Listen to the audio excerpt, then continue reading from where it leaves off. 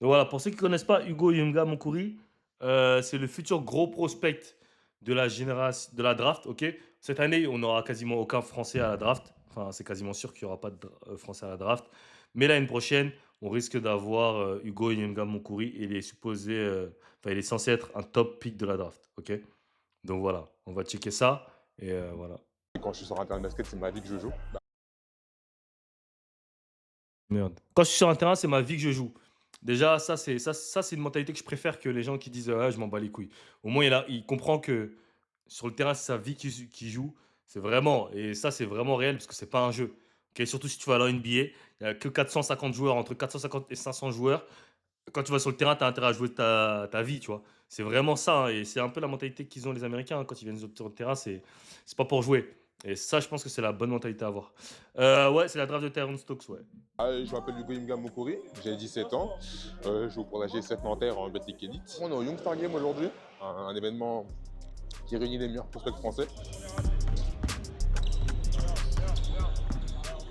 Aujourd'hui, il y a des scouts NBA. Je ne pourrais pas dire qu'il y a, mais je sais qu'il y en a beaucoup. 30 scouts NBA, ça peut être les 30 équipes de la NBA.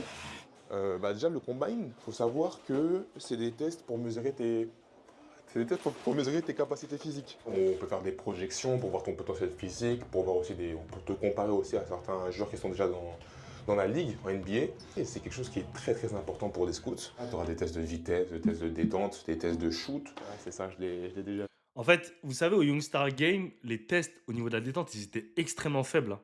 C'était vraiment, vraiment pas digne d'athlète NBA. Genre, j'ai vu les résultats de la détente, ça rentrait même pas dans le top 50 du combine de l'année dernière. Genre, niveau athlétique, on était très, très faible, hein.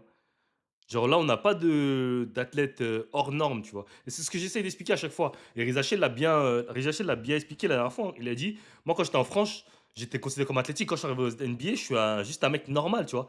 Et ça, les gens se rendent pas compte. Genre, de l'autre côté de l'Atlantique, les mecs, en fait, ils sont super athlétiques. En fait, pourquoi? Parce que en fait, les mecs, c'est des athlètes de base, comme nous. En fait, ils sont comme nous, hein, de base. Mais sauf que eux, ils travaillent tellement depuis petit, ça veut dire qu'ils ont développé leur athlétisme, tu vois. Et c'est pour ça que généralement, les gens qui vont aux States, la première année, ils font une grosse progression athlétique. C'est que ce soit dans le speed, dans la détente, etc. C'est parce qu'en fait, tu n'as tellement pas l'habitude de travailler entre guillemets en France que quand tu arrives là-bas, tu travailles vraiment, et bah tu prends énormément de détente rapidement, tu vois. Moi, ça m'était arrivé. L'année dernière. Et puis là aujourd'hui, on va voir si j'ai évolué ou peut-être pas, ou régressé. On va voir si j'ai évolué ou peut-être pas ou progressé. Et ce que j'avais vu chez Aaron Nancy qui avait régressé, j'ai trouvé ça vrai. Enfin, pas régressé, mais ouais, ses tests au combat, ils étaient quasiment tous en dessous de ce qu'il avait fait l'année dernière. Après, je sais pas si la saison, le fait de jouer en pro, etc., ça a impacté, mais je trouve que c'est vraiment pas un bon signe au niveau des scouts de faire moins bien que l'année dernière. Tu vois, tu dois toujours être en constante progression. Et si à 16 ans, tu régresses déjà, mais après, je pense que c'est dû au fait aussi que, bah, voilà, il y a la saison et tout, t'es fatigué et tout, mais bon. C'est pour ça que faire le combine en pleine saison aussi, le Youngest Star Game, ça fausse un peu, tu vois. Parce que le NBA Draft Combine, c'est après la saison. Donc ça veut dire que tu as eu le temps de te reposer, tu as eu le temps de te remettre bien, de te préparer. Mais là, faire le Young Star Game en pleine saison aussi, c'est vrai que c'est un peu compliqué parce que ça se trouve, tu as les jambes KO, tu es lourd, tu vois, une saison, ça pèse aussi, hein. La dernière fois, j'en parlais avec Thomas, il me dit, ouais, là, j'arrive quasiment même plus à mettre les meilleurs tomards parce que je suis fatigué. Et ça, c'est vrai, pendant la saison, tu es fatigué. Donc ouais. Terrence Stokes, c'est une fraude. Le mec joue à Seattle avec des plots. On va voir l'année prochaine où il va se. En vrai, j'ai envie de te dire, ça, on sait pas parce que les gens disaient la même chose avec Zion, hein. Les gens disaient, ouais, Zion, c'est une fraude. Il joue contre des pourris. Il joue contre des petits blancs d'1,50 m. Il est parti à Duke. Regarde ce qu'il a fait. En fait, faut regarder, c'est. En fait, au State, en fait, le système américain, c'est un peu différent. Tu vois, au State, des fois, en fait, il y a tellement d'écoles, il y a plus de 20 000 écoles. Il y a des États où tu vas jouer des petites écoles, tu vois. Tu vas jouer des petites écoles, tu vas jouer contre une compétition faible. Mais en fait, le truc, c'est que pendant l'été, il y a AAU. Et AAU, tu joues forcément dans des grosses teams. Parce que si tu joues sur ce circuit Nike et YBL ou un truc comme ça, tu vas forcément jouer contre des gros joueurs. Donc, généralement, tu vois un joueur durant la saison AAU, et là, tu peux vraiment juger, tu vois. Si le mec en AAU, il fait rien, alors c'est un 5 star, voilà. Mais bon, Terrence Stokes, il n'est pas numéro un du pays par hasard quand même, tu vois. Les mecs, ils scoutent, ils font vraiment leur job. Après, je dis pas qu'il va dominer en college, mais voilà. C'est qui les meilleurs meneurs de cette année, de la draft? C'est Darius Akoff, Michael Brown. T'as qui encore après? Darius Akoff, Michael Brown. T'as qui comme au gros draft? Je sais plus. Mais bon, on va continuer la vidéo. Là où je suis le plus à l'aise, je dirais. Ouais, filming. Je sais pas. Peut-être les screens. Ah, tu vas à Southeastern? Ah ouais, tu vas avec PBT ou tu vas avec qui? T'es parti avec qui à Southeastern? T'es parti avec PBT ou pas?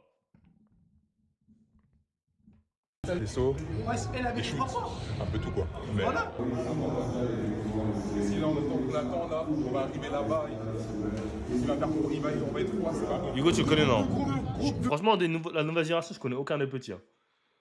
Genre, les seuls petits que je connais, c'est ceux qui étaient un peu à Villemomble, Karl, etc. Ah, c'est avec PBT?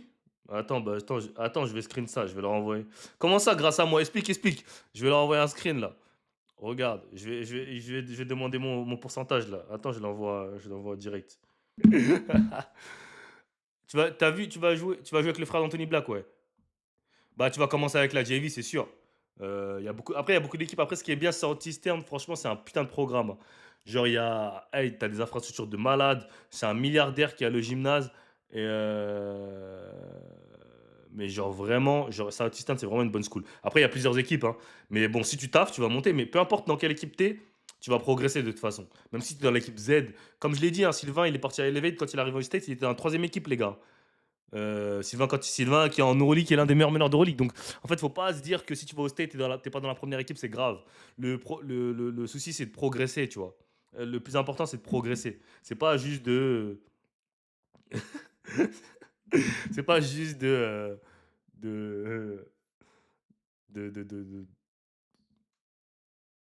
Tu vois, c'est pas juste de jouer dans la première équipe et de pas jouer, etc. Moi, je dis que c'est toujours important d'être sur le terrain. Peu importe que tu sois dans l'équipe 10, l'équipe 20, le plus important pour moi, c'est d'être sur le terrain. Tu vois. Tant que tu es sur le terrain, c'est bon, tu peux progresser. Si tu n'es pas sur le terrain, que tu sois dans l'équipe 1 ou l'équipe Z, tu vas pas progresser. Tu peux pas progresser du banc. Tu vois. Et les gens ne comprennent pas ça. Les gens pensent que tu peux progresser du banc. Tu peux pas progresser du banc, les gars.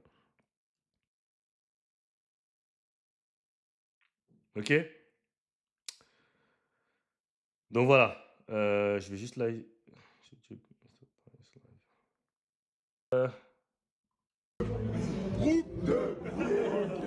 Leur cri, c'est groupe 2. Je suis en live sur YouTube pour ceux qui veulent voir. Je parle à TikTok. T'as vu Aden Holloway, le garde de Alabama, ils l'ont trouvé avec la. Gros, j'ai même pas compris son histoire. Je vais essayer de réagir à son histoire après. Mais c'est un truc de ouf. Comment tu peux être en D1, t'es à Alabama, tu vas jouer la March Madness et on te trouve avec 1 pound of weed. Et en fait, la quantité de weed qu'ils ont retrouvé sur lui, en fait, ça peut pas être juste à la consommation personnelle. C'est énormément de. Genre, c'est sûr que c'est pour vendre, tu vois. Et je comprends pas comment tu peux être college player et vendre la. Franchement, les Quinry sont trop cons. Je vous jure, les Américains, ils sont trop cons. Genre, il y en a, ils sont vraiment, vraiment trop cons. Mais genre, vraiment. Combat à l'Académie, ouais, j'ai joué contre en plus quand j'étais au State. C'est intéressant parce qu'il se retrouve avec. En vrai, je trouve pas que Oscar. Stop! Si t'es pas abonné à mon Patreon, si t'es pas un vrai supporter de Mr. Price, sur mon Patreon, vous allez avoir des contenus exclusifs comme le vlog avec Thomas, pas filtré, rien. On parle d'argent, on parle de tout. De vraiment tout. Pour avoir accès aussi à du contenu, workout, comment je m'entraîne, comment j'entraîne les joueurs avec qui je travaille, comme les conseils que je leur donne, travail mental, des programmes et plein de choses. Et c'est vraiment pas cher, donc le lien dans la description. Abonnez-vous, let's get it. Wembanyama, bah justement, moi, il m'a grave surpris. Parce que moi, je l'avais jamais vu, Oscar Wembanyama. Et les gens parlaient grave de lui en mode il est sur côté. À chaque fois, on me disait ça. Et quand je l'ai vu au Young Star Game, moi, je l'ai vu, il a taffé de ouf. Et c'est pour ça que je comprenais pas. Je disais, mais pourquoi les gens disent qu'il est surcoté alors que, tu vois, il a taffé de ouf. Et moi, je l'ai trouvé bon. Il a un profil, hein, il est athlétique, il court. Voilà. Il a un petit shoot, donc il est bon. De son âge. Et puis ça leur permet aussi de se mettre un petit peu dans les conditions de pré-draft en fait du combine de la draft NBA. Donc... qui pour l'instant est projeté aux alentours de la 15e place de la NBA Mock Draft 2025. Ça va. Franchement, je sens que j'ai fait mieux que l'année dernière. Mais je Sorte, connais, ok. il y a encore du boulot. Il y a encore du boulot pour arriver là où je vais arriver. Donc, C'est bien, il m'a l'air grave humble et pied sur terre, Hugo. En fait, Hugo, moi, lui, je l'ai vu jouer une fois. C'était à la Summer League de Paris 14. C'était à 3 ou 4 ans. Je l'avais vu. Il avait 13 ans à cette époque-là, je crois. Bah, c'était à 4 ans alors. Et, ça, Combine Academy, c'est tough ou faut mieux aller en U18 France?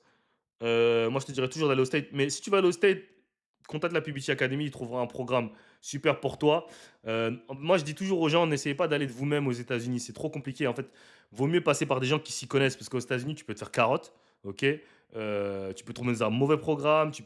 La situation, c'est bizarre. Quand tu vas avec quelqu'un qui est déjà en place, qui connaît déjà, qui sait déjà comment ça se passe aux États-Unis, déjà, les écoles ne veulent pas casser les relations avec les gens qui leur envoient des joueurs. Donc, ils vont faire attention, ils vont tout faire pour que ce soit un bon programme pour toi. Et tu vas économiser de l'argent parce que des fois, tu vas aller dans un bon programme, ça va mal se passer. Tu vas devoir aller dans un autre programme, etc. Et voilà. Tu penses en 2 ans au State, est-ce que je peux aller en D1? Je sais même pas c'est quoi ton niveau de jeu. Comment je peux savoir? Je peux pas savoir. j'ai bien bossé. Hein. Je peux pas savoir. Qu'est-ce qu'on peut espérer? Bah, le meilleur, hein. Je pense qu'Hugo il a tout le potentiel pour aller très loin. Je suis vraiment arrivé au bon endroit pour ma première saison en pro. Je trouve que c'est vraiment quelque chose d'exceptionnel que je suis en train de vivre et je peux qu'en profiter. Quand on est capable de devenir un joueur majeur dans le championnat de France avant de partir à la draft NBA, en général, ça se passe plutôt bien derrière. Moi, je suis pas forcément d'accord. Moi, je suis pas forcément d'accord. Moi, je pars du principe que, pour moi, hein, franchement, honnêtement, je vais être honnête avec vous. Pour moi, jouer en pro jeune, c'est pas le bon move. À part si tu as des grosses responsabilités. Mais si tu as des responsabilités, tu as très peu de responsabilités, mais tu joues en pro jeune, pour moi, ça n'a pas d'intérêt. Tu vois, pour moi, par exemple, Arantou Nancy, il progresserait plus en étant en high school, genre par exemple en étant à Montverde ou genre, je sais pas, dans n'importe quelle high school, que d'être à Cholet. Et genre, les gens vont dire c'est crazy, hein, parce il est en Betclic Elite et tout. Genre, mais genre, en fait, ça sert à quoi d'être en pro si c'est pour jouer 3 minutes et pour. T'as pas vraiment le droit de faire des erreurs, etc. À quoi ça sert? En vrai. Là, il est en Betclic Elite. Ok, on est d'accord. Hein. Il joue combien de minutes par match? Doit jouer 4-5 minutes. Il joue pas tous les matchs. Ça sert à quoi? En vrai, ça sert à rien. T'apprends pas comme ça, tu vois. C'est sur le terrain que t'apprends. Donc, si t'es en pro et que tu es dans un rôle à la Doncic, ok, où tu joues 30-40 minutes par match, je suis d'accord. Mais moi, je dirais passer par le cursus high school D1, c'est mieux que de passer par le cursus pro. Pour moi, ouais, j'en suis convaincu. Et après, j'ai les chiffres qui parlent pour moi, hein, mais pour moi, passer par le cursus pro, c'est plus intéressant que de passer par le cursus américain. Pour moi. Après, c'est. J'ai pas été très bon au shoot, je te mens pas. J'ai encore du boulot, hein, mais bon, ça m'a frustré un peu. Mais ça va, ça va. Mais ça, c'est ça le sport en vrai. Hein. C'est ça le basket. Hein. C'est dur. Hein. Il y a des moments où tu vas être bien, des moments où tu vas être dur. C'est pas grave, on entend du boulot. Donc, il a pas bien shooté au concours de shooter. Ça va être l'un des. Antunes aussi, il a des chances dans la NBA. Non, il a pas de chance dans la NBA. Ouais, Hugo, ça va vraiment être le shoot. Vraiment, vraiment, c'est ça qui va faire la différence s'il peut taffer ou pas. Moi, je pense. Si la position où il va se faire drafter, c'est s'il est capable de shooter. Et pas juste shooter, catch and shoot, vraiment shooter, shooter. Et c'est important. Dans la NBA d'aujourd'hui, si t'es pas shooté, c'est chaud. Encore du boulot, c'est pas grave. Et quand je On est en live sur YouTube, les gars, pour ceux qui sont sur TikTok, ok. Donc voilà, ok. Non, franchement, c'est intéressant.